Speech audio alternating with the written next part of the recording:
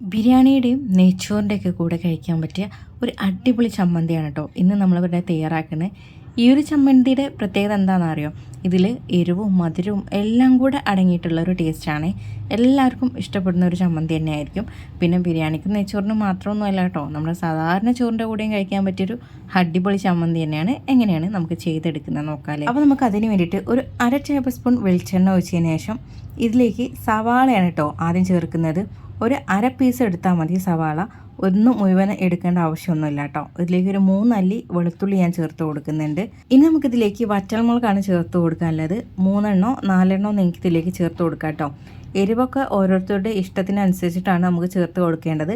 അപ്പോൾ അത് നിങ്ങൾ നോക്കിയിട്ട് തന്നെ ചേർത്ത് കൊടുക്കാം. ഇതിലേക്ക് ഒരു തണ്ട് കറിവേപ്പില കൂടെ ഞാൻ ചേർത്ത് കൊടുത്തിട്ടുണ്ട്. മധുര ചമ്മന്തി ആയതുകൊണ്ട് തന്നെ നമുക്കിതിലേക്കുള്ള മധുരത്തിന് വേണ്ടിയിട്ട് ഈത്തപ്പഴമാണ് കേട്ടോ ചേർത്ത് കൊടുക്കുന്നത്. ഞാനിവിടെ ഒരു 5 എണ്ണം ചേർത്ത് കൊടുത്തിട്ടുണ്ട്.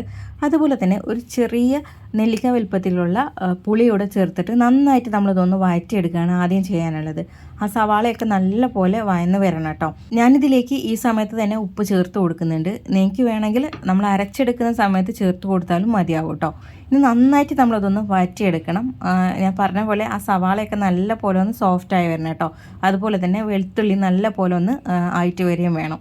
എന്നിട്ട് നമുക്കിത് ഒന്ന് ചൂടാറാൻ വേണ്ടിയിട്ട് വെക്കാം. അപ്പോൾ ഇത് നല്ല പോലെ ചൂടാറി വന്നിട്ടുണ്ട്. ഇനി നമുക്കിത് മിക്സിയുടെ ജാറിലേക്ക് ഇട്ട് കൊടുക്കാം. മിക്സിയുടെ ജാറിൽ ഇട്ട് കൊടുത്തതിന് ശേഷം നമ്മളിത് തരിതരിപ്പായിട്ട് വേണം കേട്ടോ അരച്ചെടുക്കാനായിട്ട്. നല്ല ഫൈനായിട്ട് അരക്കേണ്ട ആവശ്യമൊന്നുമില്ല. ചെറിയ തരികളോട് കിടക്കുന്ന തന്നെയാണ് അതിൻ്റെ ആ ഒരു ടേസ്റ്റ്. അതല്ലെങ്കിൽ എനിക്ക് ചതക്കുന്ന ആ ഒരു കല്ലുണ്ടല്ലോ, അതിൽ വെച്ചിട്ട് നല്ല പോലെ ചതച്ചെടുത്ത് എടുത്താലും മതി. ഈ ഒരു പരുവത്തിൽ അങ്ങ് ചതച്ചെടുക്കാൻ പറ്റുവാണെങ്കിൽ അങ്ങനെ ചെയ്ത് എടുക്കാവുന്നതാണ്. ഇതുപോലെ മിക്സിയുടെ ജാറിലിട്ട് അരക്കുകയാണെങ്കിൽ ഈ ഒരു പരുവത്തിലാണ് കേട്ടോ അരച്ചെടുക്കേണ്ടത്. അപ്പോൾ ബിരിയാണിയുടെയും നെയ്ച്ചോറിൻ്റെയൊക്കെ കൂടെ കഴിക്കാൻ പറ്റിയ നല്ലൊരു അടിപൊളി ചമ്മന്തിയാണ് കേട്ടോ. ശരിക്കും പറഞ്ഞാൽ നല്ല ടേസ്റ്റ് ഉണ്ട്. ഇതിൽ ആ മധുരവും എരിവും എല്ലാം കൂടെ വരുമ്പോൾ നല്ലൊരു ടേസ്റ്റാണ് കേട്ടോ. നിങ്ങൾക്ക് സവാളക്ക് പകരം ചെറിയുള്ളി ചേർക്കുന്നെങ്കിൽ അങ്ങനെയും ചേർത്തെടുക്കാം. രണ്ടും ടേസ്റ്റ് തന്നെയാണ് കേട്ടോ. നിങ്ങളുടെ ഇഷ്ടം ഏതാണോ അത് നിങ്ങൾക്ക് ചേർത്ത് കൊടുക്കാം. അതുപോലെ തന്നെ എരിവും മധുരവും ഒക്കെ നമ്മുടെ ഇഷ്ടത്തിനനുസരിച്ച് ബാലൻസ് ആക്കി എടുക്കാവുന്നതും കൂടാണ്. അപ്പോൾ നിങ്ങളും ഇതുപോലെ ഈത്തപ്പഴം വെച്ചിട്ട് ചമ്മന്തി ചെയ്ത് നോക്കിയിട്ടുണ്ടോ? ഉണ്ടെങ്കിൽ കമൻറ്റ് അറിയിക്കുക. അതുപോലെ തന്നെ ഇതുപോലെ തന്നെയാണോ തയ്യാറാക്കാറ് എന്നുള്ളതും കൂടെ നിങ്ങൾ കമൻറ്റ് അറിയിക്കണം കേട്ടോ. അതുപോലെ ഇതുവരെ ചെയ്യാത്തവരുണ്ടെങ്കിൽ ഒന്ന് ചെയ്ത് നോക്കുക. എല്ലാവർക്കും ഇഷ്ടപ്പെടുന്ന ഒരു അടിപൊളി ചമ്മന്തി തന്നെയാണ് കേട്ടോ. അപ്പോൾ ഈ ഒരു വീഡിയോ നിങ്ങൾക്ക് ഇഷ്ടപ്പെടുവാണെങ്കിൽ ലൈക്ക് ചെയ്യാനും മറക്കരുത്. അതുപോലെ തന്നെ ഷെയർ ചെയ്യാനും മറക്കരുത് കേട്ടോ.